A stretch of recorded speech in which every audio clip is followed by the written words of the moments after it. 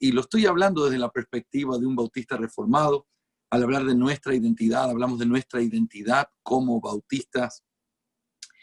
Y estamos diciendo que nuestra identidad tiene que ser entendida buscando en las fuentes en las que nosotros podemos verdaderamente encontrar quiénes somos. Como decíamos en nuestra primera clase, lastimosamente hay tantas fuentes distintas de las que hoy se trata de buscar una identidad para nosotros como bautistas, que lamentablemente llegamos a entendimientos muy errados y muy diferentes de lo que realmente es esta fe preciosa que la hemos recibido como una herencia. Hay personas que identifican a los bautistas desde la forma en cómo la gente se viste, hasta si cantan solamente himnos, como que si esos fueran los patrones determinantes más importantes de ser o tener esta fe. Cuando yo hablo de bautistas, no estoy hablando de una denominación, no estoy hablando de simplemente una herencia humana que uno pudiera estar pensando. Estamos hablando de una identificación con una fe que consideramos que es una fe bíblica, apostólica, que es histórica, y que cuando nos llamamos bautistas estamos reclamando una herencia que viene de hombres fieles que, siendo fieles a la verdad, estuvieron dispuestos aún a negar el hecho de ser reconocidos por otros hermanos por tener que vivir conforme a las convicciones que ellos tuvieron. Así que el día de hoy, después de haber visto nuestras dos clases anteriores, nuestra identidad como personas ortodoxas, cristianos ortodoxos, y lo hicimos a la luz del credo de los apóstoles, mirando y meditando si nuestra confesión refleja la ortodoxia. Y vimos de manera asombrosa que no solamente que la refleja, no solamente que trata los temas que están en el credo apostólico, sino que también nosotros descubrimos que aún el orden y ciertas cosas se mantienen en lo que tiene que ver con esa fe ortodoxa de la que está completamente llena nuestra confesión de fe. Pero el día de hoy vamos a ir todavía un paso más adelante. Ya hemos probado que nuestra identidad es ortodoxa, pero hoy vamos a probar, y hoy las siguientes clases, como ustedes se dan cuenta, si tienen ya el apunte con ustedes, tiene 32 hojas, así que no vamos a poder verlo hoy, quizás en 2 o 3 días vamos a poder mirar esto, pero aquí entra nuestra identidad como una identidad reformada.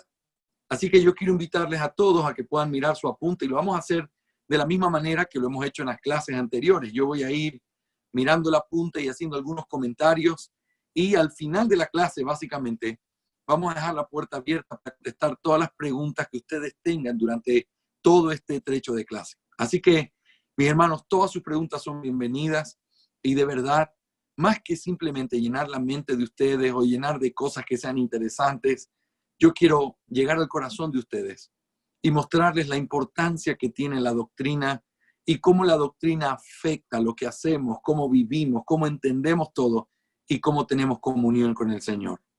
Así que vamos a comenzar mirando entonces la introducción. La segunda gran observación que hacemos al estudiar la Confesión Bautista de Fe de 1689 es que es una confesión reformada. La palabra reformada tiene muchas connotaciones y esto dificulta su uso, requiriendo obligatoriamente de una explicación específica de lo que se quiere decir cuando la estamos usando. Algunas veces esta palabra es relacionada con todo el sistema de doctrina de las iglesias reformadas europeas, incluyendo también, por supuesto, el bautismo de infantes y sus formas eclesiológicas. Sin embargo, cuando decimos que la confesión es reformada, nos referimos a aquellas doctrinas bíblicas que volvieron a florecer en el periodo de la Reforma Protestante del siglo XVI, las cuales han sido condensadas en lo que se conoce como las 5 solas de la Reforma. Así que fíjense, en nuestro análisis anterior, lo que hice fue tomar el credo de los apóstoles. Lo que vamos a hacer en este análisis, al ver y tratar de probar si nuestra confesión es una confesión reformada en todo el sentido de la palabra, tenemos que recurrir al resumen conciso de lo que es la doctrina de la Reforma, y eso es las 5 solas de la Reforma. Las 5 solas son 5 frases teológicas, las cuales fueron formuladas por teólogos, algunos contemporáneos y otros más temprano en la historia, como un resumen de las doctrinas que constituyeron el grito de guerra de los reformadores en contra de las tinieblas que la religión romana había esparcido por cientos de años. Originalmente fueron solo 3, pero finalmente se llegaron a establecer como 5, y esas 5 solas son sola gratia o solo por gracia, sola fide, solo por fe, solus Christus, solo por Cristo, sola escritura, solo la escritura, y soli Deo gloria, solo a Dios la gloria. La palabra sola es una palabra latina que significa solamente, o también se puede traducir como únicamente, y su importancia consiste en la exclusividad que da a cada una de las verdades de la Escritura, que acompaña en contraste con la falsa doctrina romana. Permítame explicar esto con detalle. Quizás esto es muy conocido, pero es importante volver a recordarlo. No es que la iglesia romana o católico romana no haya enseñado sobre la gracia, claro que sí, pero ellos no creían en que la salvación era un regalo que se recibía solamente por medio de la gracia de Dios. La iglesia romana creía también en que había que tener fe, pero ellos no creían que la salvación era solamente por medio de la fe sin necesidad de obras meritorias. La iglesia romana enseñaba sobre Cristo, pero ellos no creían que la salvación era recibida solamente por el sacrificio de Cristo. La iglesia romana también creía en la palabra de Dios, pero ellos no creían que la máxima autoridad la constituyen solamente las escrituras, sino que la consideraban como otra fuente de autoridad junto con la tradición y con las palabras infalibles del Papa cuando estaba en ese estado de infalibilidad, supuestamente. La iglesia romana reclama también gloria para Dios en la salvación de los hombres, pero ellos no creen que esa salvación es solamente para Dios. ¿Ven? El énfasis de sola no implica doctrinas nuevas, sino la exclusividad de verdades que habían sido diluidas por el catolicismo romano en toda la época en la que nosotros conocemos como la Edad Media. Cuando llega la Reforma no se descubrió nada, sino que se redescubrió o se volvió a la Escritura, mostrando la importancia de entender estas doctrinas como exclusivas. No es fe más méritos, no es solo la fe. No es méritos más gracia, no es solo la gracia, no es Jesús y María y los santos, no es solo Cristo. Ese es el énfasis importante de las 5 solas de la Reforma. Ahora, solo quiero hacer una recomendación, lo tienen ahí en su pie de página de la página número 1, y donde les estoy recomendando un pequeño artículo del doctor Scott Clark, en donde se presenta una breve investigación sobre el uso de la expresión sola escritura, sola fide y sola gracia en la literatura del siglo XVI.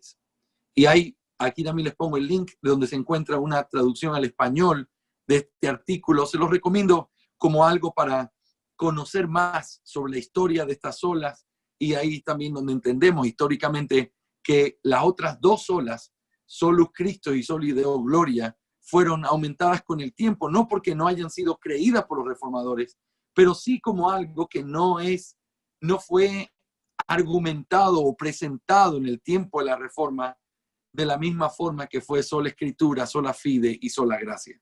Vuelvo a repetir, las 5 solas resumen la doctrina de la Reforma, pero las 3 fueron las 3 originales en las cuales nosotros vamos a meditar el día de hoy y vamos a hacer nuestro análisis. Vamos a preguntarnos esto: si nuestra confesión es una confesión reformada, entonces tiene que pasar el examen de compararla con cada una de estas 3 solas originales, sola escritura, sola fide y sola gratia, para poder ver si contiene la misma enseñanza que se enseñó o que se proclamó en el tiempo de la Reforma.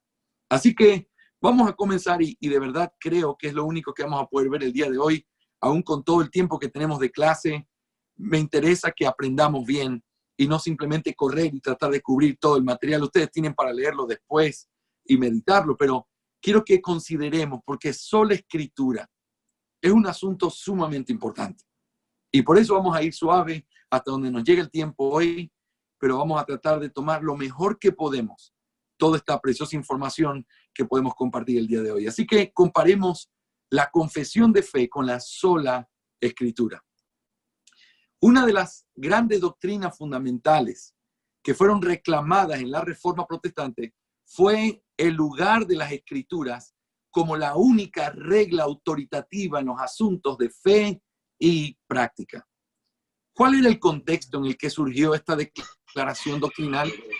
La Iglesia romana había secuestrado el cristianismo, permitiendo su pureza y convirtiéndolo en paganismo. El error fatal, el cual lo llevó a todos los excesos y desviaciones, fue haber puesto el criterio humano y las tradiciones al mismo nivel de las escrituras. La verdadera diferencia entre la iglesia protestante y la iglesia romana era la respuesta a esta pregunta. ¿Quién tiene la autoridad? La iglesia romana respondía, y lo sigue haciendo, la tradición y las escrituras. Pero la iglesia protestante responde, solo la escritura. Este asunto ha quedado perpetuado en la iglesia romana hasta nuestros días. En el documento Dei Verbum, que es uno de los 16 documentos que resultaron del Concilio Vaticano II y que fue promulgado por el Papa Pablo VI en noviembre de 1965, se expone la enseñanza dogmática de la Iglesia Católica Romana sobre el estudio, la interpretación, la reflexión y la aplicación del contenido de la Sagrada Escritura. Esto es bien interesante. Esto es lo que dice su artículo número 10, el cual expresa la relación entre la tradición y la escritura y también la responsabilidad exclusiva que tiene el magisterio para poder interpretar las escrituras. Mis hermanos, esto no estamos sacando de contexto ni estamos ridiculizando la fe católica. Esto es lo que dice su documento oficial, uno de los documentos importantes que la Iglesia Católica tiene para poder expresar lo que ellos creen. No son sus dogmas. Fíjense lo que dice, escuchen con atención. La sagrada tradición, pues, y la sagrada escritura constituyen un solo depósito sagrado de la palabra de Dios confiado a la iglesia. Déjame repetir esa frase otra vez. Y les pido, mis hermanos, creo que alguien tiene su micrófono abierto. Por favor, ciérrelo para poder estar completamente concentrado. La sagrada tradición y la sagrada escritura constituyen un solo depósito sagrado de la palabra de Dios confiado a la iglesia. Fiel a este depósito, todo el pueblo santo, unido con sus pastores en la doctrina de los apóstoles y en la comunión, persevera constantemente en la fracción, el partimiento del pan y la oración. De suerte que prelados fieles colaboran estrechamente en la conservación y en el ejercicio y en la profesión de la fe recibida. Pero el oficio de interpretar auténticamente la palabra de Dios escrita o transmitida ha sido confiado, escuchen estas palabras fuertes, únicamente al magisterio vivo de la iglesia, cuya autoridad se ejerce en el nombre de Jesucristo. Este magisterio evidentemente no está sobre la palabra de Dios, sino que la sirve enseñando solamente lo que le ha sido confiado por mandato divino y por la asistencia del Espíritu Santo, la oye con piedad, la guarda con exactitud y la expone con fidelidad. Y de este único depósito de la fe saca todo lo que se propone como verdad revelada por Dios que se ha de creer. Es evidente, por tanto, que la sagrada tradición, la sagrada escritura y el magisterio de la iglesia, según el designio sapientísimo de Dios, están entrelazados y unidos de tal forma que no tiene consistencia el uno sin el otro, y que juntos, cada uno a su modo, bajo la acción del Espíritu Santo, contribuyen eficazmente a la salvación de las almas. ¿Leyeron lo que dice aquí? Si nosotros nos pusiéramos a reflexionar profundamente en lo que se está diciendo, nos daríamos cuenta la gravedad terrible que tienen estas expresiones. Podemos evidenciar en este documento dogmático, normativo de la Iglesia Católica Romana, la herencia del mismo error que llevó a los creyentes a protestar y proclamar la sola Escritura en el tiempo de la Reforma Protestante. Hay tres problemas doctrinales muy serios que podemos considerar en este párrafo, los cuales constituyen la antítesis de la doctrina reformada de la sola Escritura. Y estos errores o estos problemas son, en primer lugar, la tradición y la Escritura como la fuente de autoridad. En segundo lugar, la Escritura solo puede ser interpretada por la Iglesia. Y en tercer lugar, que la salvación y el conocimiento de Dios no es exclusivamente a través de las Escrituras. Fíjense, si pudiéramos resumir este párrafo de alguna manera, lo que nosotros podemos decir es que en este párrafo se enseñan tres cosas terribles y condenables. Número uno, que la tradición y la Escritura son la fuente de autoridad. ¿Ven? El problema no es que nosotros hablemos de la Escritura como autoridad. El problema es que aunque ellos dicen creer en la Escritura, y si ustedes ven, la Iglesia Romana usa la Biblia y la tiene y la leen, ellos dicen sí, es la palabra de Dios. Pero el grave problema y lo que llevó a la Reforma a ser firme en la doctrina de la sola Escritura fue, no, es que no es una fuente de autoridad. La Biblia es la única autoridad. Pero la segunda cosa, que es una cosa bien importante, que aunque parece evidente, tiene repercusiones bien importantes en la práctica eclesiástica, es el hecho de que la Escritura, decían los católicos romanos, y siguen diciendo, solo puede ser interpretada por la Iglesia, por el magisterio. Eso hizo que por muchísimos años la Biblia no saliera a ningún lugar, no se traducía la Biblia, era un pecado grave pagado con la muerte, el que alguien se atreviera a traducir una Biblia. ¿Por qué? Porque corrían peligro. Si la Biblia solo puede ser interpretada por la Iglesia, entonces, ¿qué hacía la Biblia en manos de gente cualquiera? Por eso se mataba a gente como los traductores que nosotros conocemos, perseguidos hasta la muerte, teniendo que esconderse todo el tiempo corrían peligro por una sola verdad. La razón por la cual ellos traducían la Biblia es porque ellos creían exactamente lo contrario. La Iglesia, los miembros, las personas, el creyente común, tiene el privilegio y la responsabilidad de tener que interpretar las Escrituras, porque él tiene al Espíritu Santo. Y la palabra es verdad, y por lo tanto en ella está todo lo que él necesita conocer.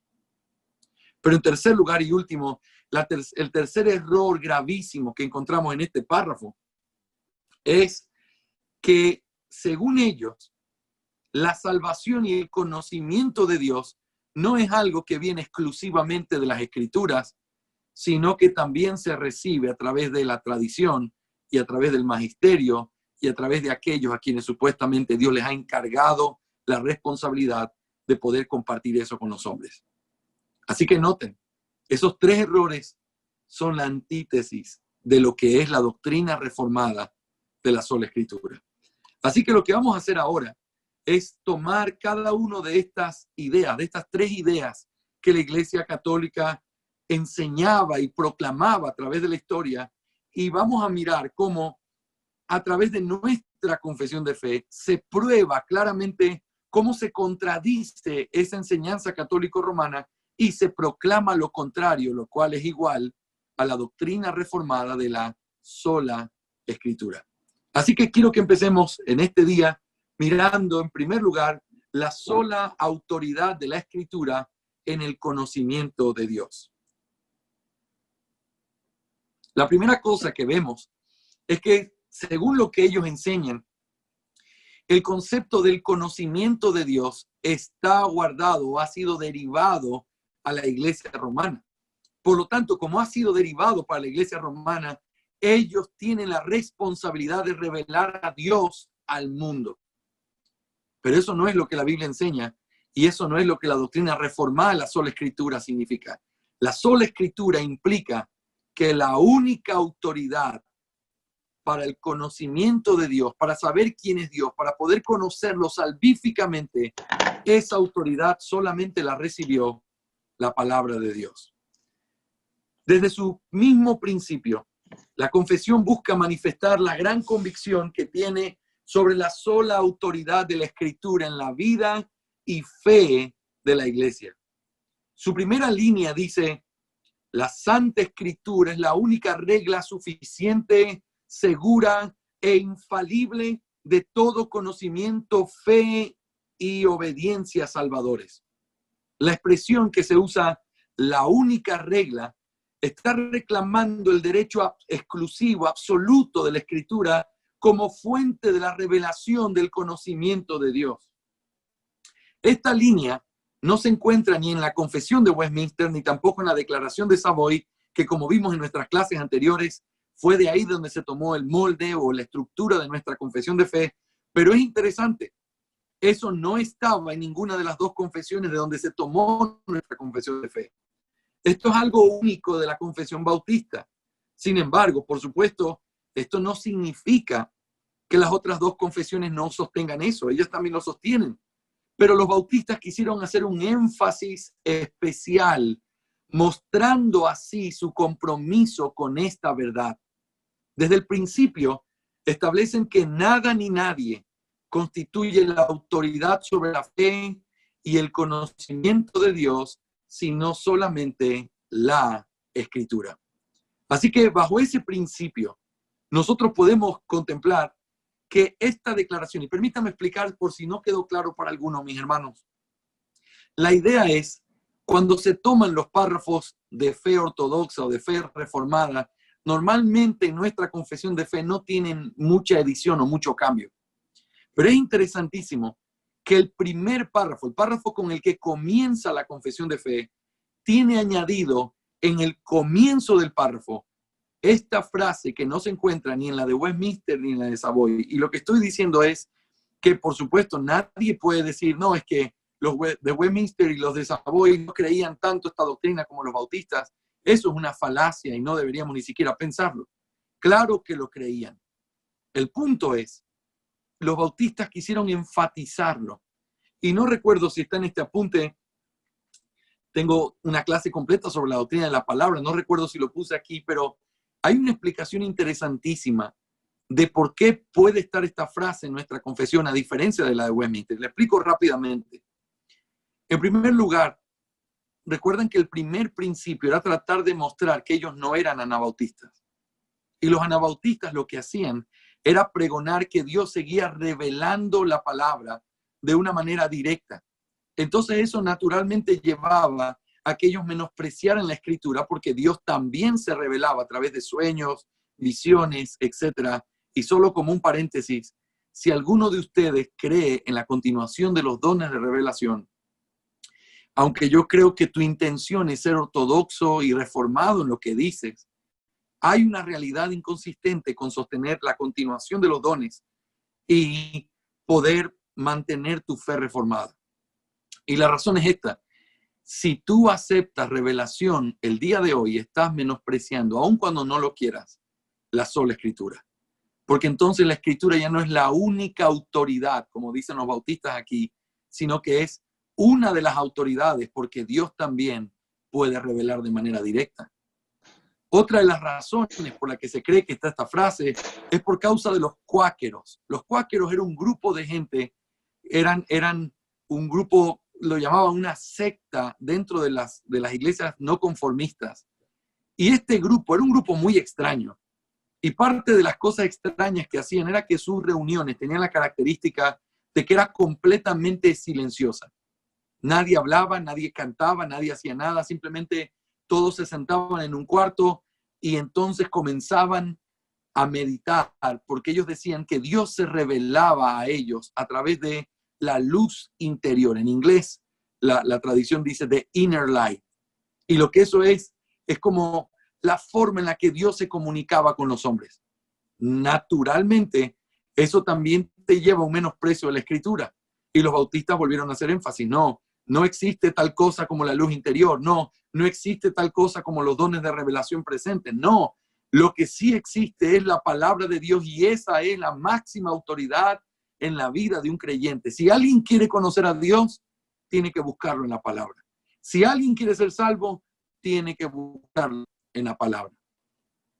Así que la pregunta que tenemos que hacernos ahora para entender entonces es, ¿qué quiere decir la confesión de fe cuando expresa que la Escritura es la única regla suficiente, segura e infalible para el conocimiento salvador? ¿Qué es lo que quiere decir la confesión de fe cuando dice esa frase?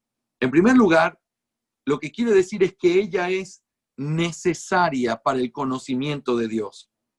En el párrafo 1 del capítulo 1 se menciona que las Escrituras son necesarias para poder conocer a Dios.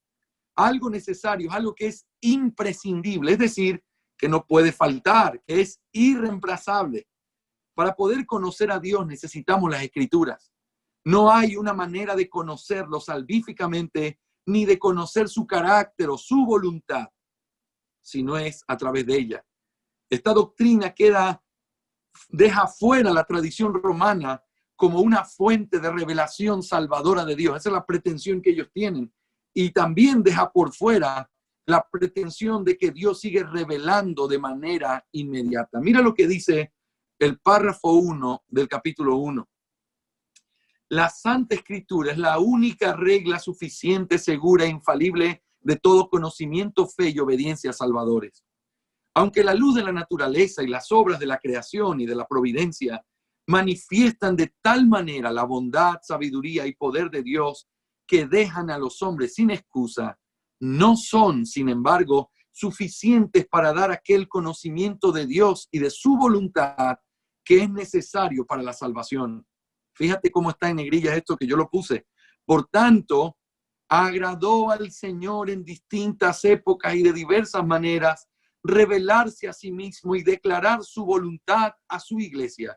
Y posteriormente, para conservar y propagar mejor la verdad y para un establecimiento y consuelo más seguros de la iglesia contra la corrupción de la carne y la malicia de Satanás y del mundo, fíjate, le agradó poner por escrito esa revelación en su totalidad, lo cual hace a las santas escrituras muy necesarias, habiendo cesado ya aquellas maneras anteriores por las cuales Dios reveló su voluntad a su pueblo.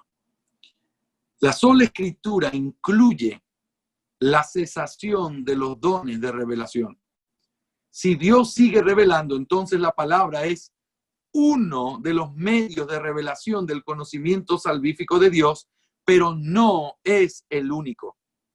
Al margen de la sola escritura, se argumenta una doctrina llamada la prima escritura, la cual enseña que, aunque la escritura no es la única fuente de autoridad para la iglesia, siempre debe ser la primera en importancia.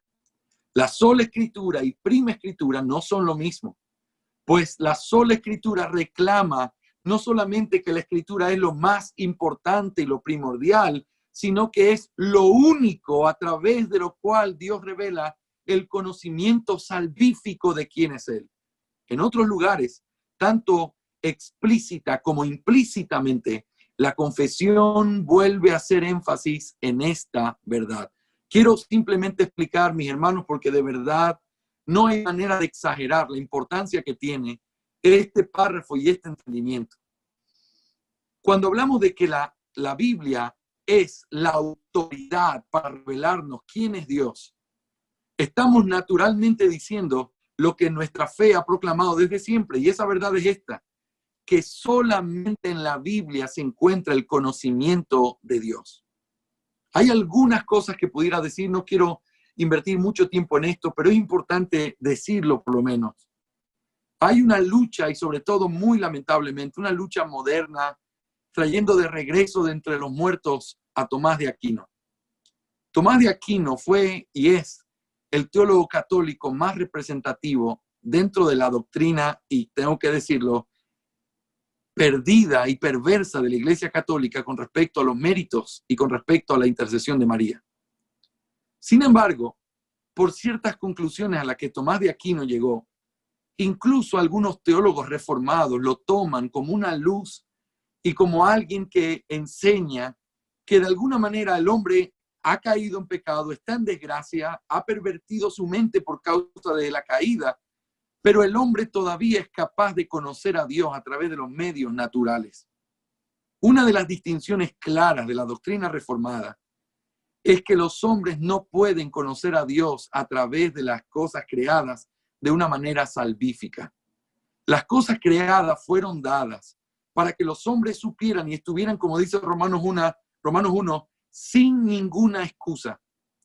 Todos saben la existencia de Dios, todos saben que Él ha creado todo, solo tienen que abrir los ojos y mirar la creación, contemplar el cielo que cuenta la gloria de Dios, contemplar cada cosa, está argumentando, Dios existe. Y vamos a imaginarnos que es un ciego que no puede verlo, pero él sabe dentro de sí mismo, por causa de la conciencia, por causa de la luz de la naturaleza que está en él también. Él sabe que Dios existe. Por eso cuando la Biblia trata el ateísmo, nunca lo trata como ignorancia, sino como necedad.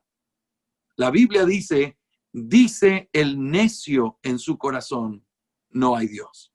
Lo cual significa que la Biblia está afirmando que no hay un solo hombre que no sepa de la existencia de Dios, y quienes proclaman que Dios no existe no son ignorantes, son necios.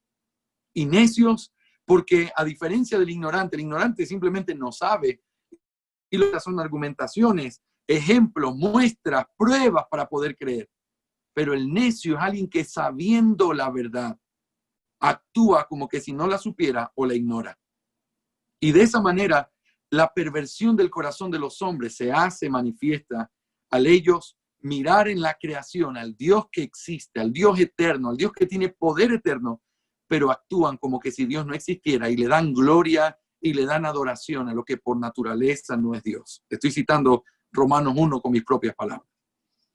Entonces, en vista de que el hombre, a través de la revelación natural, puede conocer a Dios en el sentido de saber que Él existe, saber que Él es digno de adoración, saber que Él es poderoso. Aunque el hombre puede saber todo eso a través de la creación, el hombre no puede saber de la relación salvífica o cómo tener una relación salvífica con Dios a través de la creación. Por eso, Dios tuvo que revelar de manera especial, aún desde el principio, ciertas cosas que el hombre nunca iba a poder descubrir simplemente a través de la observación. Dios tuvo que dársela a conocer. Siempre me gusta pensar en que si aún a Adán Dios le tuvo que revelar y decir, mira, ese árbol no. Aún Adán, estando en su estado de pureza, de perfección, teniendo un discernimiento completo, teniendo ausencia de pecado, aún así Dios tuvo que decir de manera específica, esto es así y esto tienes que hacerlo de tal manera, algo que él nunca pudo haber descubierto simplemente mirando el jardín del Edén. Si Adán necesitó de esa directriz, ahora imagínense nosotros, caídos en desgracia por causa de Adán, ¿cuánto necesitamos de esa revelación de Dios que nos muestre y que nos enseñe cómo conocerlo? Entonces Dios, como dice Hebreos 1, de muchas maneras y en muchos tiempos diferentes se fue revelando a nuestros padres a través de los profetas, en visiones, en diferentes formas. De manera que el conocimiento salvífico de Dios fue revelado de manera especial. Dios en su gracia, lo que hizo fue que quiso que esto quedara escriturado o puesto por escrito a través de la inspiración, de manera que esto pudiera servir para que las personas tuvieran acceso al conocimiento salvífico de Dios a través de las edades. Hoy, Dios ya nos sigue revelando y su revelación ha sido completada porque la última revelación del Padre es el Hijo, otra vez Hebreos 1:1, pero en este tiempo nos ha hablado a través de su Hijo. El hacer ese contraste claramente muestra que hay un contraste determinante. Eso era antes, ahora lo hizo a través de su Hijo. Y su Hijo es la máxima revelación. Ahora piensa conmigo por un momento. Si el Hijo no es la última revelación del Padre, por naturaleza tenemos que entender que entonces tenemos que esperar algo mayor que el Hijo, porque Él no es lo último. Si todavía se sigue revelando es porque entonces hay algo más por venir que debe ser mayor que Él. Eso sería una locura de afirmarlo. Por eso, el hecho de que Cristo es el centro de la revelación. ¿De qué hablaba la revelación especial de Dios? De la salvación. ¿Y la salvación en quién estaba basada? En Cristo Jesús. Por lo tanto, si la revelación tiene el propósito de salvar, porque la revelación general no podía, la revelación especial tiene el propósito de salvar, y la salvación está puesta y centrada en Cristo Jesús, la pregunta es la siguiente: si Cristo vino y reveló al Padre, ¿qué está entonces todavía pendiente de ser revelado? Si nosotros afirmamos que la revelación siempre tuvo un carácter redentor o redentivo, y que el carácter redentivo está siempre en el centro del Señor Jesucristo, porque todos los que han sido salvos en el pasado y son salvos hoy serán salvos mañana, todos son salvos a través de la misma persona, a través de la fe y a través de la obra preciosa que Él iba a hacer desde el Antiguo Testamento o que ya hizo desde los que hablamos después de que Él ya murió y resucitó. Por lo tanto, la Escritura no es solamente la palabra de Dios dicha de manera superficial. La Escritura es el compendio de la revelación especial de Dios suficiente para que todo hombre pueda tener el conocimiento salvador. Calvino lo dijo con estas palabras: Dios no revela hoy de la forma en que lo hizo antes, porque en este postrer tiempo ha querido exaltar su palabra. Así que una de las cosas importantísimas que afirma la teología reformada es que el conocimiento de Dios salvífico se encuentra solamente en la Escritura. Y así como a través de este concepto, el concepto católico romano se quiebra por la mitad, porque ellos dicen, no, también es el magisterio, también son el Papa, también son las cosas de la tradición, y la Reforma dice, no, es solo la Escritura. Pero entonces también se cae por la mitad cualquier pretensión de que Dios siga hoy revelando, o que siga habiendo profetas o apóstoles hoy que supuestamente siguen trayéndonos la palabra de Dios. Así como se quiebra el catolicismo romano en su pretensión a través de la sola Escritura, porque solo en la Escritura está el conocimiento de Dios, también se quiebra el continuismo con su pretensión de que Dios sigue revelando. También se quiebra cualquier tipo de tradición que diga que a Dios se lo puede conocer de cualquier otra manera que no sea solamente a través de la Escritura. Así que eso es lo primero que queremos decir cuando decimos que la Biblia enseña que el conocimiento salvífico solamente está en ella y en nada más. Pero eso nos lleva a una segunda cosa que tenemos que considerar. Cuando decimos que la Escritura enseña el conocimiento de Dios, estamos hablando también de que ella es suficiente para el conocimiento de Dios. En el párrafo 6 del capítulo 1, la confesión argumenta que la Escritura es suficiente para el conocimiento salvífico de Dios. Algo suficiente es algo que logra el propósito que se ha trazado. Decir que la Escritura es suficiente para la salvación es afirmar que ella tiene todo lo que se necesita para salvar a una persona. Y eso sin necesidad de que se le añada absolutamente nada. Fíjate cómo dice el párrafo 6. Todo el consejo de Dios tocante a todas las cosas necesarias para su propia gloria, la salvación del hombre, la fe y la vida, está expresamente expuesto o necesariamente contenido en la Santa Escritura, a la cual nada, en ningún momento, ha de añadirse ni por nueva revelación del Espíritu, ni por las tradiciones de los hombres. La conclusión natural de esta declaración es que nada debe ser añadido a la Escritura. La confesión expresa dos tipos de añadiduras que se le pudieran hacer. Número uno, aquellos que dicen, no, es que el Espíritu todavía habla hoy. Espera, nada se le debe añadir a la Escritura porque ella es suficiente. Suficiente significa, tiene todo lo que necesita. Está completa y perfecta en lo que necesita. Si ya no necesita nada más, entonces no hay más revelaciones. También habla de las tradiciones de los hombres y por supuesto esto es una apelación, no está haciendo referencia a la tradición católico-romana que enseñaba y sigue enseñando que a Dios se lo conoce también a través de lo que la tradición enseña o ha enseñado con respecto a Dios. Pero eso me lleva a una tercera cosa dentro de este concepto. Cuando nosotros decimos que la Biblia es la que tiene la única autoridad para presentar el conocimiento de Dios, hemos dicho es porque ella es necesaria, es porque ella es suficiente, pero en tercer lugar podemos decir es porque ella puede ser entendida por los hombres. La doctrina siempre afecta nuestra manera de vivir. Esta máxima ha sido siempre una realidad en la historia. ¿Qué era lo que estaba detrás de la prohibición de la iglesia papal de que la palabra sea traducida o que no sea dada al pueblo? Y eso era el entendimiento que ellos tenían de que la escritura no podía ser entendida por los hombres comunes. Esa doctrina llevó a que el mundo recibiera una interpretación romanista y pagana de la religión cristiana. Cuando Dios abrió los ojos de diferentes hombres, mostrándole que el pueblo de Dios no solo podía, sino que debía estudiar la palabra, una gran cantidad de traducciones de la Biblia comenzaron a circular. ¡Qué descubrimiento tan sublime se había hecho!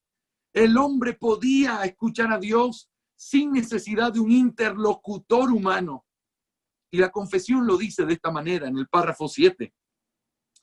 No todas las cosas contenidas en la Escritura son igualmente claras en sí mismas, ni son igualmente claras para todos. Sin embargo, escucha esto, las cosas que necesariamente han de saberse, creerse y guardarse para salvación, se proponen y exponen tan claramente en uno u otro lugar de la Escritura que no solo los eruditos, sino los que no lo son, pueden adquirir un entendimiento suficiente de tales cosas por el uso adecuado de los medios ordinarios. Mis hermanos, gloria al Señor por eso. Por eso estamos hablando ustedes y yo el día de hoy, porque creemos que la Biblia puede ser entendida por nosotros. Puede ser entendida por gente común y corriente como nosotros. No necesita un interlocutor especial, señalado, divinamente puesto por Dios. No, Dios nos dio al Espíritu Santo y su palabra fue dada con tal claridad que, aunque claramente dice el texto, aunque no todo es igual de claro, las cosas que deben saberse, creerse y guardarse para la salvación, todos las pueden entender. Y eso es lo que llevó a que se tradujera la Biblia, a la desesperación de que el pueblo tuviera la Biblia. En este párrafo se menciona la doctrina llamada la perspicuidad de las Escrituras, lo cual significa que es una de las características de la palabra de Dios, es que ella es clara. Tan clara que no solo los eruditos, sino también los que no lo son capaces de entenderla.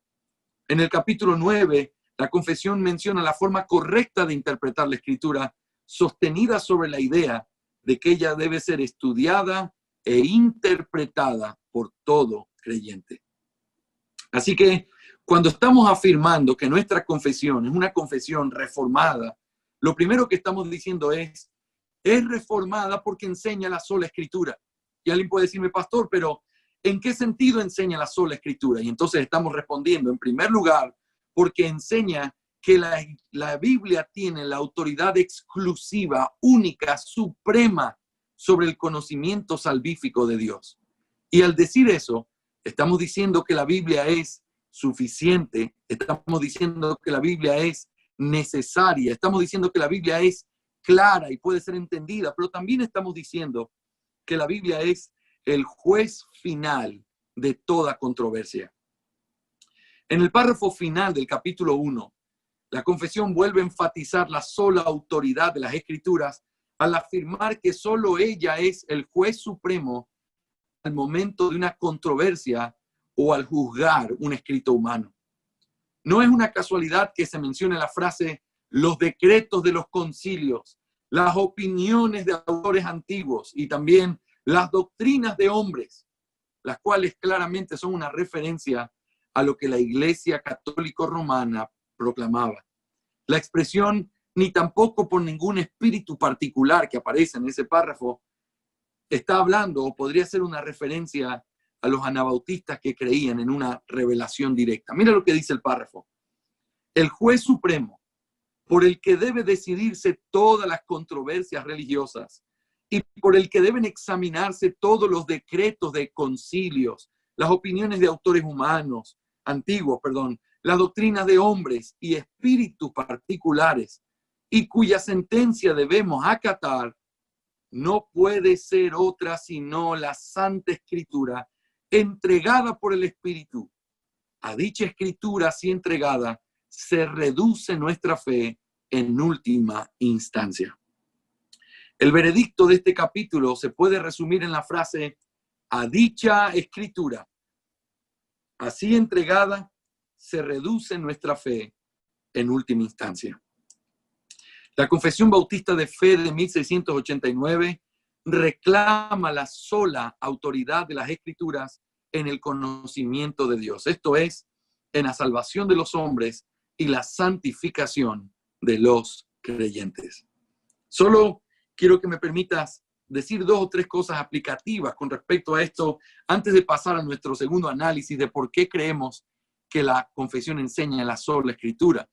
Estamos hablando en primer lugar de que enseña la sola Escritura porque enseña el conocimiento de Dios que es para salvación. Ese conocimiento no se encuentra en ningún otro lado. Por eso la Biblia es necesaria. Algo necesario es algo que tú necesitas imprescindiblemente. Tú no lo puedes dejar de tener. Siempre digo en forma de broma, a mí me encantaría decir que la Coca-Cola es imprescindible, pero la verdad es que no. Aunque uno disfrute de eso, de esas cosas malas, uno las disfruta, el punto es, no, lo que es imprescindible es aquello con lo cual usted no puede vivir, pastor. Si usted no tiene eso, usted no puede vivir. El aire es imprescindible, el agua es imprescindible, el alimento es imprescindible. Bueno, y para la salvación, ¿qué es imprescindible? La Escritura. Nadie puede ser salvo sin la Escritura. Y la pregunta es, ¿y por qué? ¿Sabes por qué? Porque reclamamos con la sola Escritura de que la Biblia es la única que tiene el conocimiento salvífico de Dios. Si alguien quiere ser salvo, debe conocer la Escritura, debe escuchar la Escritura, le deben predicar la Escritura. Eso nos tiene que llevar a una reflexión. Y entonces, ¿qué pasa con aquellos que nunca han oído el Evangelio? ¿Sabes cuál es la respuesta? Muchas personas tienen problemas y prefieren hacer una concesión con su doctrina y decir, no, yo creo que Dios a ellos los va a juzgar de alguna manera especial en base a la luz que tienen. ¿Sabes qué es lo que dice la Biblia? Que cuando Dios los juzgue, los va a juzgar en base a la luz que les dio. Pero esa luz, en vez de servirles una bendición o una ayuda, les va a servir como una condenación. Romanos 1 dice, de manera que no tienen excusa.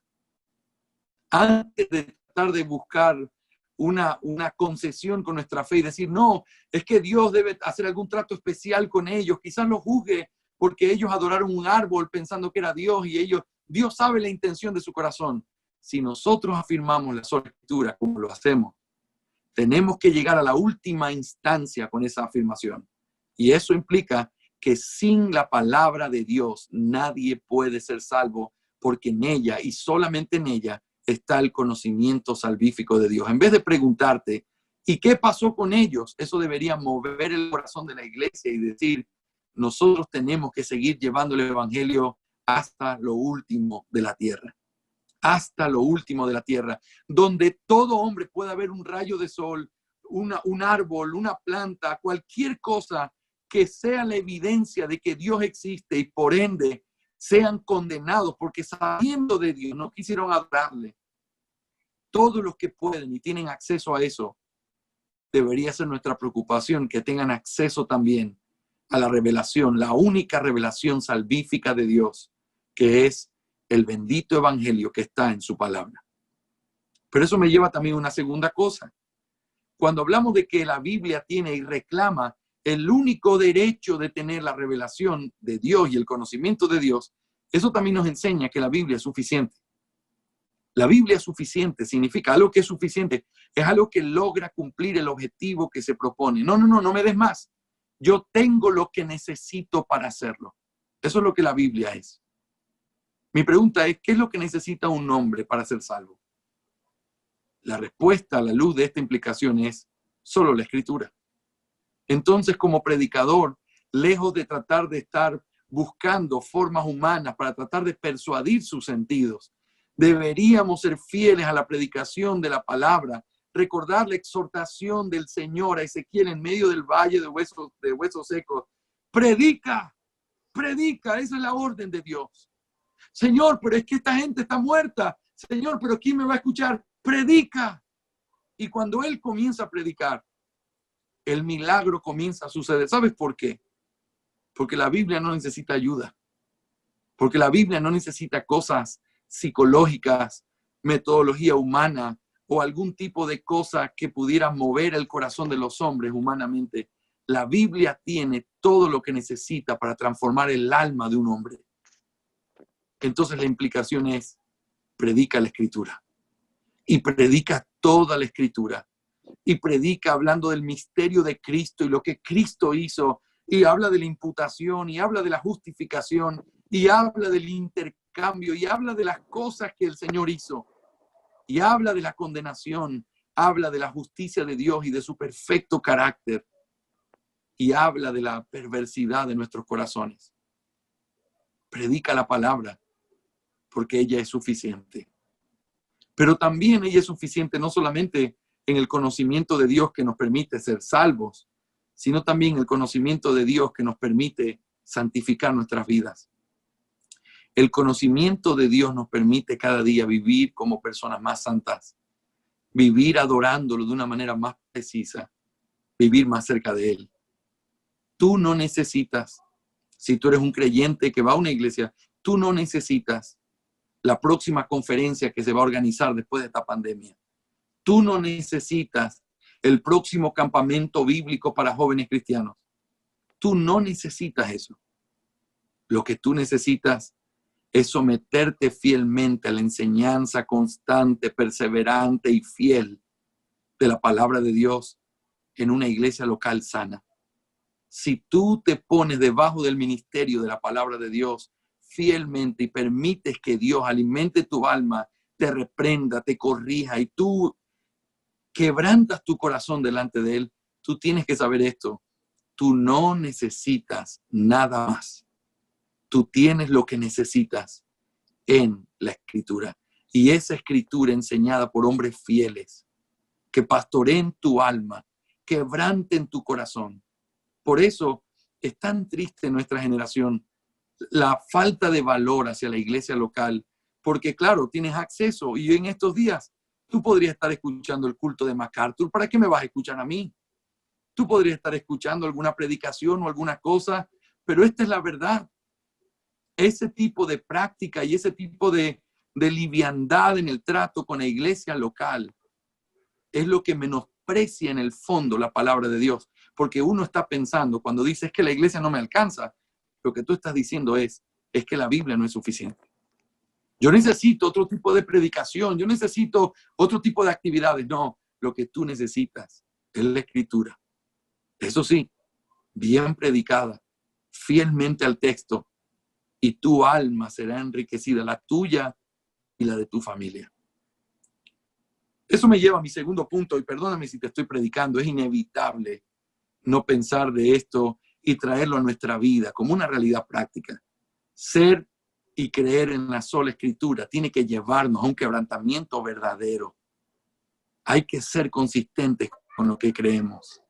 Si crees en la sola Escritura, no es solamente algo que suena bien en contraste con el catolicismo romano que abiertamente está mal. Es también algo que tiene que ver con la disposición de tu alma, de tu corazón hacia la Escritura. Si ella es suficiente, ella es necesaria y ella es poderosa y tiene todo lo que necesitas, entonces mírala con ese respeto, hónrala cada vez que se predica, tómala con toda la firmeza de tu alma cuando estés teniendo un devocional en ella. Tiembla ante sus advertencias. Gózate en la esperanza que te da. Sé sensible cuando te trae convicción de pecado. Y adora a tu Señor cuando te muestra la majestad de ese Dios bendito. Eso es creer en la sola Escritura. Eso es ser consistente con la sola Escritura. Pero eso me lleva al segundo punto, y eso es, ¿por qué decimos que la confesión de fe es reformada? Y estamos diciendo porque también enseña lo que enseña la sola Escritura. ¿Y qué enseña la sola Escritura? Y eso nos lleva al punto 2. La sola autoridad de la Escritura en la conciencia de los hombres.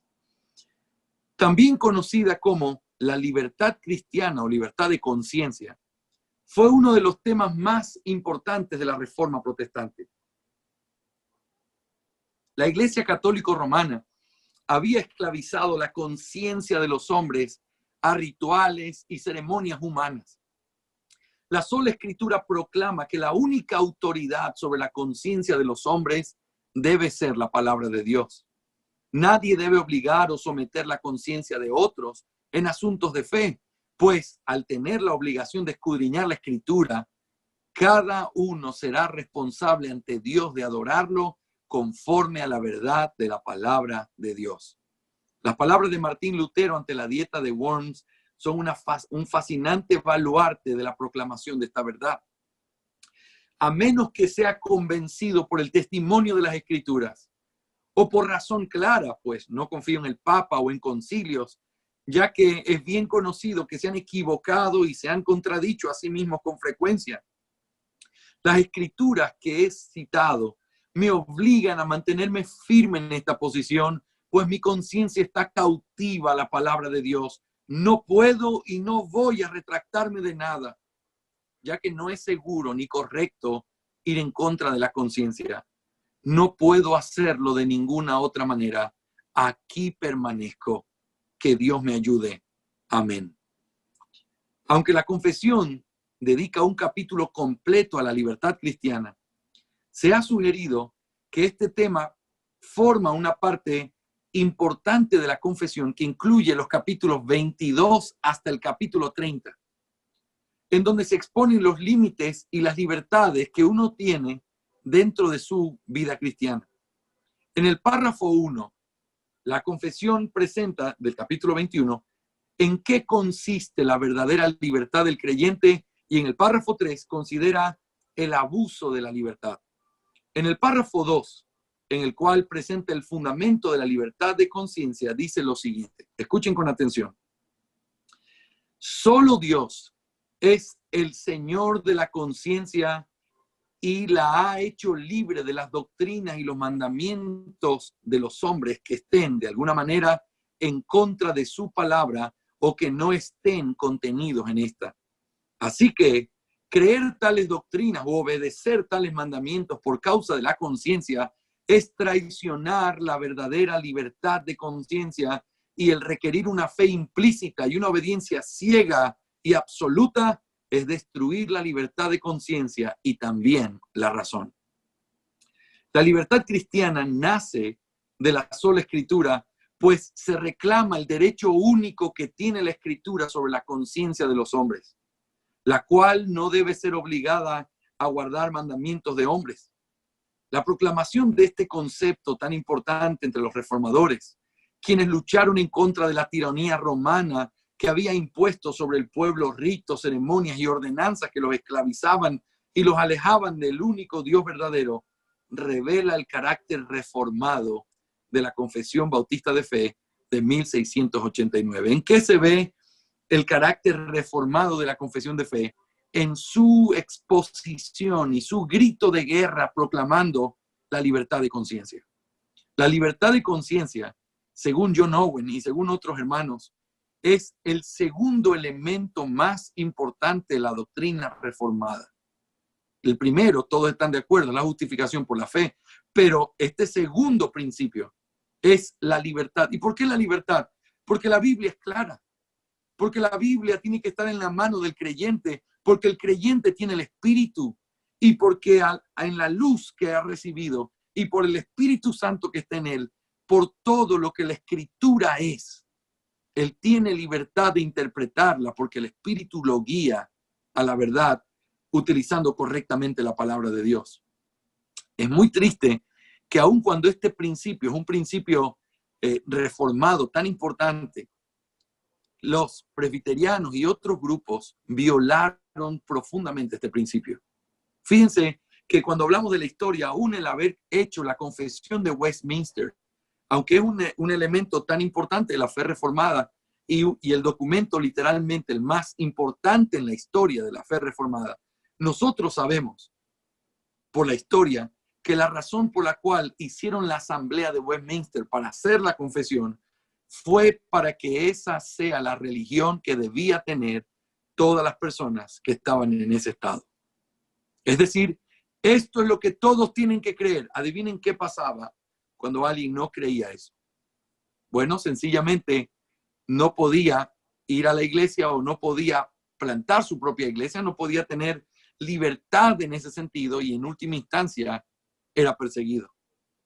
Lastimosamente, aún en la proclamación de un principio tan importante, en este principio, muchos de los grupos reformados, anglicanos, presbiterianos, de diferentes especies, reformados, todos ellos cayeron en una contradicción del principio de libertad de conciencia. Ahora, nosotros hoy podemos, y déjenme hacer una aplicación antes de ir a nuestro último punto comparando con la sola escritura, pero nosotros hoy podemos caer exactamente en el mismo problema.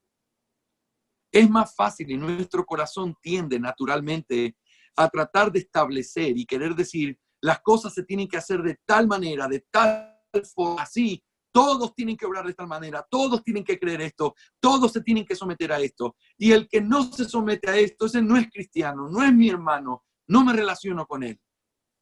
Pero se está violentando de la misma manera que se hizo en el pasado este principio de libertad de conciencia. No estoy diciendo, entonces usted está enseñando y la reforma enseñaba que entonces cualquiera puede pensar lo que quiera. No, lo que estamos diciendo es que nadie puede imponerle a otro por la fuerza, diciéndole, esta es la verdad, créela o te mueres.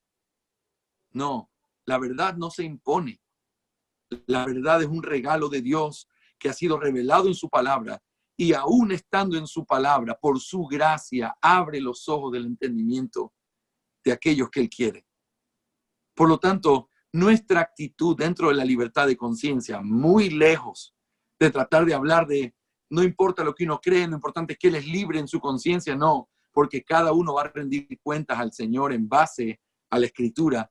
Y no es que porque todos tengamos libertad significa que todos estemos en lo correcto, pero uno tiene que ser fiel a la Escritura, siempre reformándose, siempre volviendo a la palabra, siempre cuestionando lo que no está seguro, siempre poniendo en tela de juicio clases como la que yo les estoy dando.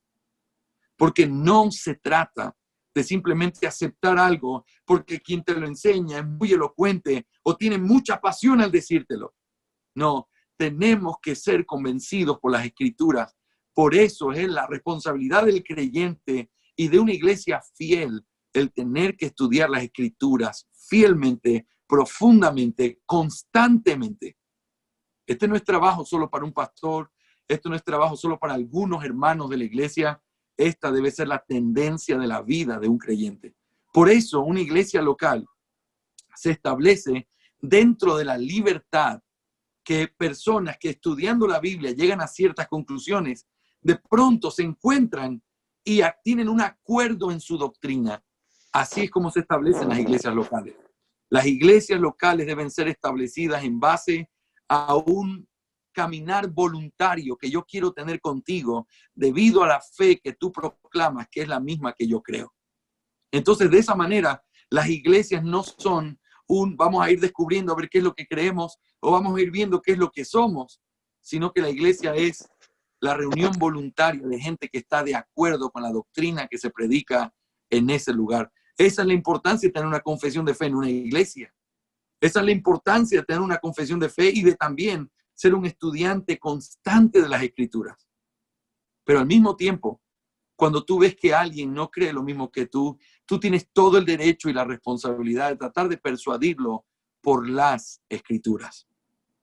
Pero no tienes el derecho ni de imponerte sobre él, ni de obligarle a creer algo, sea por intimidación, sea porque se lo estás imponiendo para poder apoyarlo económicamente, sea lo que sea. Eso es violentar un principio que es clarísimo, parte de la sola escritura de la doctrina reformada. Así que nuestra confesión de fe es reformada. ¿Y por qué estamos diciendo que es reformada? porque proclama la sola Escritura. Y la proclama de dos maneras que ya hemos visto. Primero, que la Escritura es la única que tiene la autoridad exclusiva de revelar el conocimiento salvífico de Dios. Y número dos, porque proclama el hecho de que los hombres deben tener libertad en su conciencia y que el único Señor sobre la conciencia de los hombres es Dios y su palabra. Por eso me lleva a un tercer punto que también prueba que nuestra confesión de fe es reformada porque sostiene la sola Escritura. Y eso es la sola autoridad de la Escritura en el culto al Señor. Yo les pido que presten muchísima atención a este último punto de la clase de hoy, porque esto tiene algunas connotaciones muy importantes para nuestra fe. Finalmente, un último concepto que consideraremos, el cual nace a partir de la sola Escritura, es la sola autoridad que tiene la Escritura en la adoración o culto que presentamos al Señor. Con el pretexto de la autoridad que la Iglesia papal le otorga a la tradición, el culto que ellos presentan a Dios está cargado de rituales y ceremonias humanas.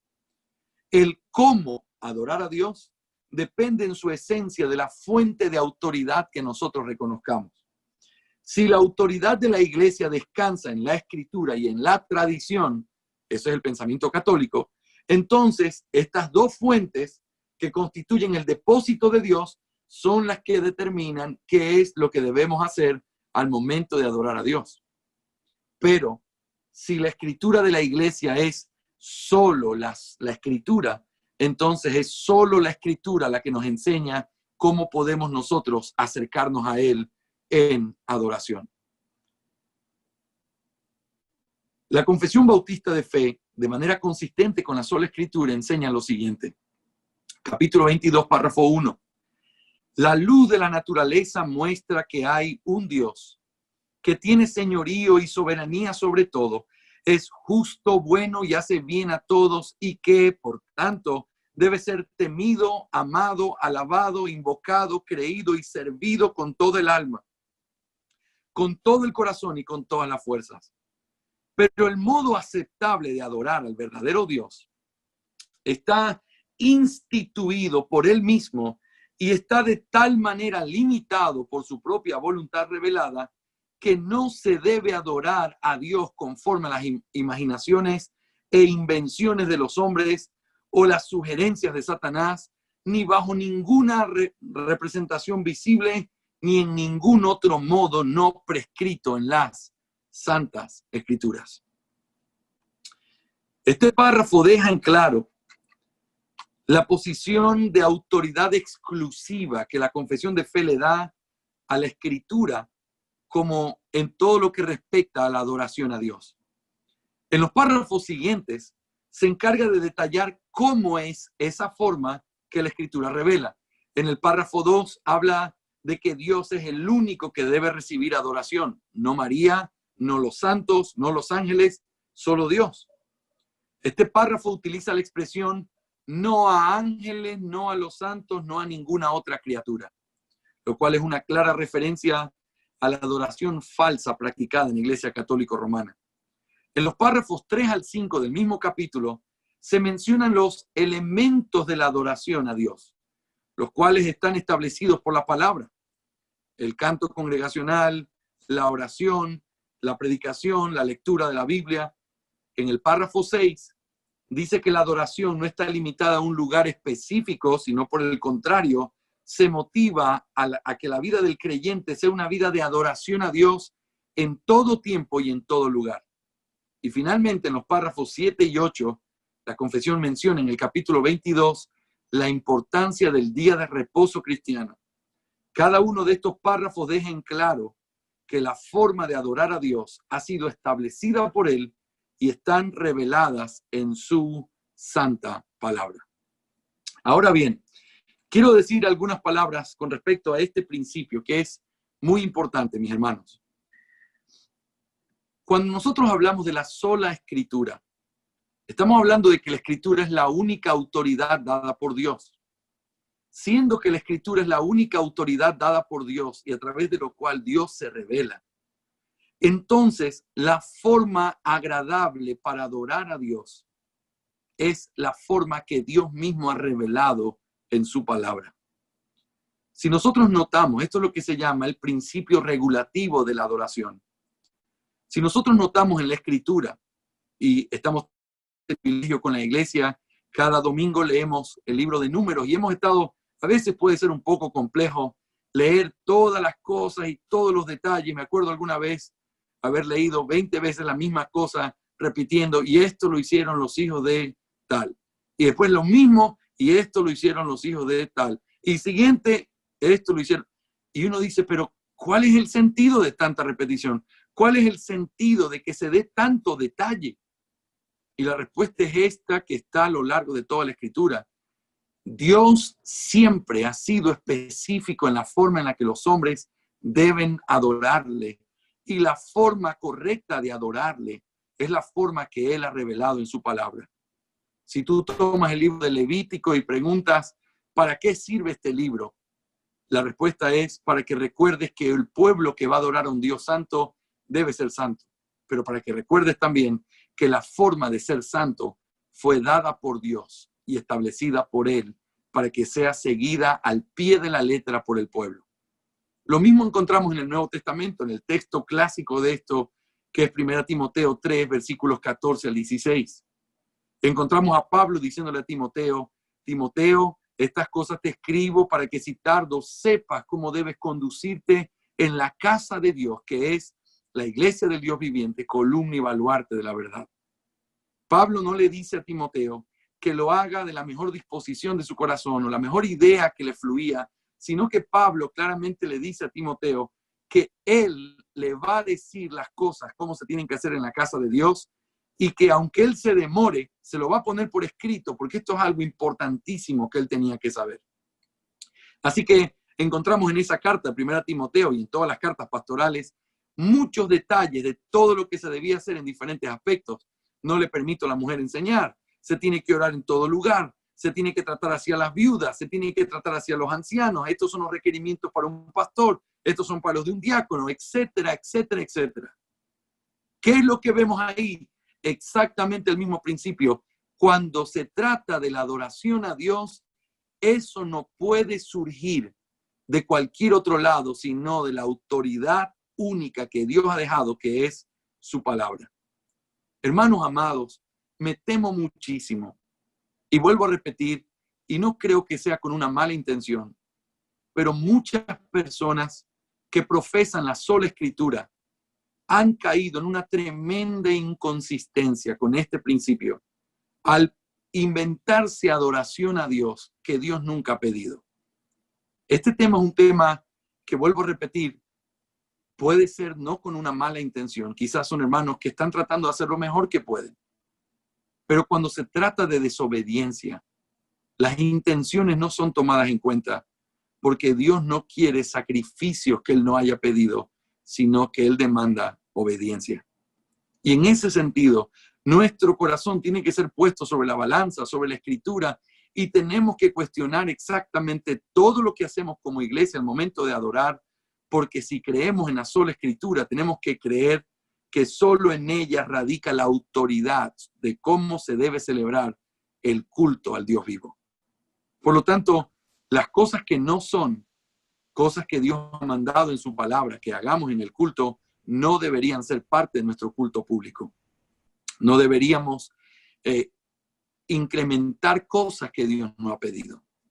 Los elementos en un culto deben ser el canto congregacional, como lo enseña el Nuevo Testamento, cantando unos a otros himnos y cánticos espirituales, la lectura pública de la palabra, la predicación de la palabra, el hecho de poder recoger nuestras ofrendas, el hecho de poder orar unos por otros. Todo eso son elementos de la adoración que Dios ha mandado en su palabra, y el Nuevo Testamento testifica de que eso es lo que la iglesia cristiana hacía y eso es lo que nosotros tenemos que seguir haciendo.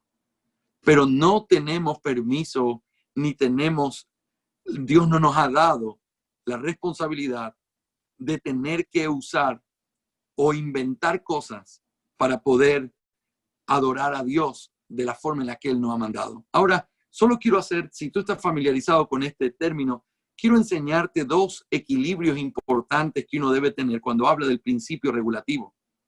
Número uno, es importante entender que el principio regulativo está hablando no de todo lo que hacemos como iglesia, sino del tiempo de adoración en el culto público. Por ejemplo, está claro por la Escritura que nosotros no debemos, y la mujer no debe enseñar en la congregación, ni debe ejercer autoridad. Por lo tanto, una mujer no debería pasar a leer la Escritura o no debería predicar en un culto que estemos haciendo el Señor el domingo por la mañana o por la tarde. Sin embargo, la iglesia a veces se reúne a hacer estudios bíblicos en casa. La pregunta es, ¿una mujer podría leer un texto bíblico en un estudio en la casa? La respuesta es, por supuesto que sí. Cuando estamos hablando de no le permito a la mujer ejercer autoridad sobre el varón, habla de el culto público en donde está regulado por los principios de Dios. Y en ese contexto, nosotros estamos limitados exclusivamente a las cosas que Dios ha mandado en su palabra en el culto de adoración. Pero en lo que respecta a otras cosas de la vida de la iglesia, por decirlo así, no tan formales como el culto público, nosotros podemos utilizar principios de la palabra de Dios y también nuestro principio de conciencia santificado para poder actuar de una manera apropiada y hacer las cosas como conviene. Así que esa es la primera cosa importante. Yo una vez escuché a un hombre diciendo, entonces si se trata del principio regulativo, tengo un problema. Tocaron la puerta, pero la Biblia no dice si tengo que abrirla. Y entonces me voy a poner ropa, pero la Biblia no dice si me pongo blue jeans, porque la Biblia no habla de jeans. ¿Qué hago? ¿Me pongo una túnica? Ese tipo de ridiculizar el principio regulativo es algo de personas que no lo entienden y que, por supuesto, no están con un corazón dispuesto a escuchar este principio claro, evidente, y escuchen esto, que fluye de la doctrina reformada de la sola Escritura. Si tú crees en la sola Escritura, debes sostener, así como la confesión de fe lo enseña con claridad, que quien tiene la autoridad para enseñarnos sobre la adoración a Dios es solo la palabra de Dios. Así que cuando tú aprendes a distinguir eso, no vas a tener problema en decir, entonces todos tenemos que hacerlo en base a este principio regulado. No, por eso se le llama principio regulativo para la adoración. Y es la adoración pública de la iglesia. Pero eso me lleva a una segunda cosa bien importante, que también es un tema de debate en el tema del principio regulativo. Y eso tiene que ver con la diferencia entre elementos y circunstancias. Elementos y circunstancias. Escuchen con mucho cuidado esto. El Antiguo Testamento y el Nuevo son diferentes en la forma externa de adoración. En el Antiguo Testamento estaban regulados los instrumentos, quiénes podían hacerlo, de qué forma tenían que hacerlo, qué días, etcétera, etcétera. En el Nuevo tenemos nuestras propias regulaciones para la iglesia y el Nuevo Testamento es la constitución de nuestra iglesia. Por lo tanto, hay cosas que evidentemente son elementos que no pueden ser tocados ni cambiados en la adoración a Dios, como el canto congregacional. Y voy a ir directamente a la médula, no nos queda mucho tiempo, pero esto es lo controversial. Cuando hablamos del canto congregacional, ese es el elemento de adoración. Pero dentro de ese elemento de adoración hay ciertas circunstancias que no son el elemento, pero que ayudan o apuntan a poder reforzar y cumplir con ese elemento. Por ejemplo, los himnarios. ¿Qué es lo que nos manda la Escritura con respecto al canto congregacional? No nos manda si sean himnarios o si cantamos en PowerPoint o si te mando la letra a tu teléfono. De eso no habla. Lo que habla es que tenemos que cantar congregacionalmente, que nuestras voces tienen que decirlo a viva voz y que nuestras voces tienen que proclamar la palabra de Dios y tenemos que decirlo el uno al otro en adoración. Por lo tanto, bajo ese principio, uno puede mirar que la circunstancia puede y tenemos libertad en las circunstancias mientras esas libertades no quebranten el principio de adoración.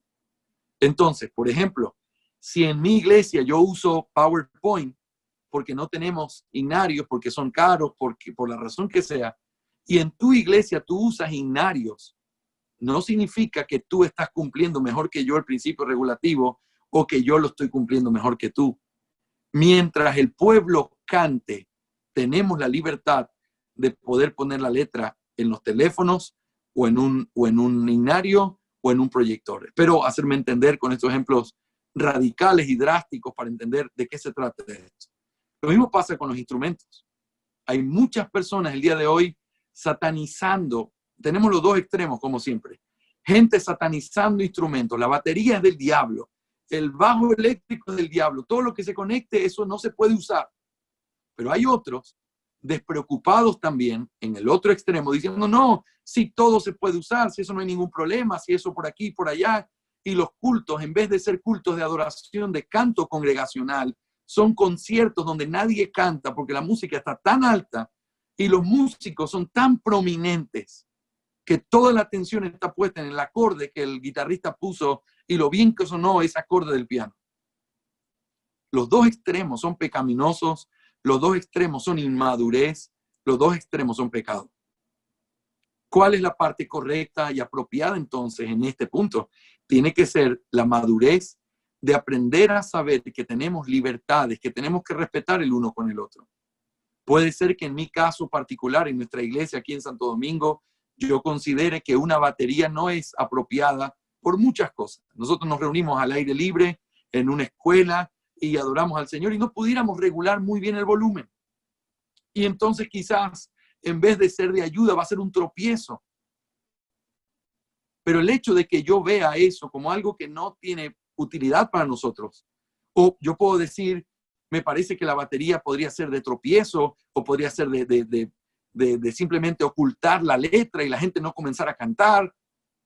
Aún si yo viera ese tipo de peligros, yo tengo la libertad de decir, en nuestra iglesia no la vamos a usar. Pero yo no tengo la libertad de decir, pero porque tú la usas y tú no ves los mismos peligros que yo veo, tú estás mal y yo soy mejor que tú. Ahí se aplica el principio de libertad de conciencia, pero también se aplica el principio regulativo tomado desde la perspectiva y el balance correcto. Creo que hay instrumentos que realmente no deberían ser parte de la adoración. Creo, aunque no están prohibidos, creo que no deberían estar porque simplemente no ayudan en el elemento del canto congregacional. Creo que hay estilos de música que están completamente fuera de cualquier consideración para ser puestos dentro de las alabanzas congregacionales. Entonces, en base a ese discernimiento y en base a lo que la Escritura dice con claridad, nosotros tenemos que aprender a encontrar un equilibrio. Todos nosotros preferimos una lista que nos diga de aquí hasta acá, y el que no hace eso está mal. Es más difícil tener que aprender un equilibrio guiado por la Escritura, guiado por el amor al Señor, guiado por el mirar nuestra realidad en cada lugar donde estamos, que nos lleve a hacer las cosas conforme a lo que Dios espera de nosotros. Mis hermanos, si alguien tiene alguna duda sobre este tema, con muchísimo gusto podemos hablar. No creo que podamos contestar esas preguntas en esta clase, porque son muchas preguntas que pudieran surgir, pero está abierta la puerta, pueden escribirme, podemos hablar sobre el tema, y yo estoy muy a favor de una generación de gente que viene con nosotros y detrás de nosotros, que haga las cosas mejor que los que estuvieron antes que nosotros y nosotros.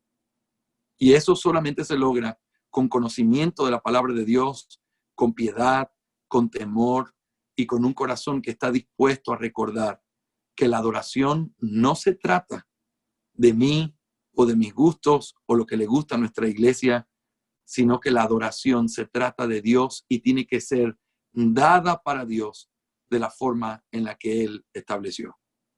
Así que eso es el principio clave que nosotros encontramos aquí. Así que hago un pequeño resumen y luego abrimos el tiempo para preguntas. Tengo algunas ya ahí, y si tienes alguna pregunta puedes hacerla también ahora, ya las voy a leer. Pero quiero entonces resumir. Estamos hablando de nuestra identidad bautista como una identidad reformada.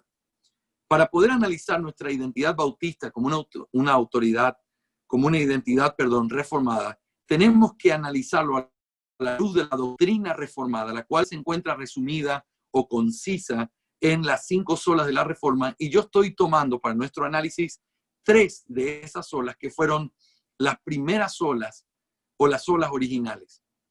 Hemos considerado en esta clase la número 1, que es la sola escritura. Al hablar de la sola escritura nos hemos preguntado, ¿y qué es lo que la sola escritura combatía? Veíamos que el catolicismo romano enseñaba que la tradición y la escritura constituyen precisamente toda la verdad de Dios. La sola escritura dice, de ninguna manera es solo la escritura. Por otro lado, también enseñaban que los únicos que podían interpretar la escritura era el magisterio. La sola escritura dice, de ninguna manera, la Biblia es clara y todos pueden entenderla.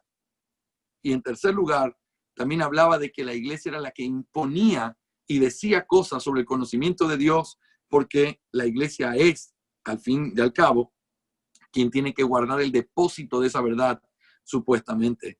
Pero la sola escritura dice, no, de ninguna manera.